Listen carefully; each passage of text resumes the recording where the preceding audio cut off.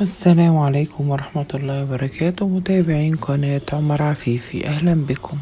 لو انت جديد وأول مرة تشاهد قناتي ياريت تشترك في القناة وتفعل زر الجرس عشان يوصلك كل جديد، وياريت فضلا وليس أمرا تحط لي لايك لو عجبك الفيديو.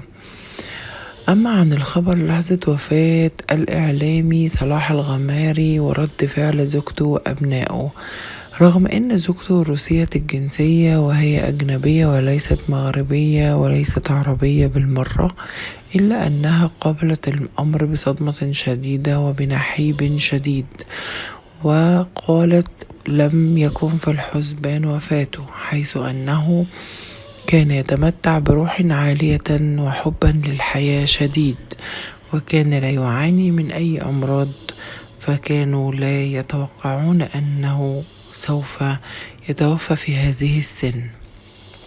كم كانت تتمنى أن يظل زوجها بجانبها. أما عن بناته فقابلوا هذا الأمر بصدمة شديدة وصراخ شديد ونحيب، وكل منهن لم تجد كلاما أن تقوله سوى أنها مصدومة في أنها لن ترى والدها مرة ثانية.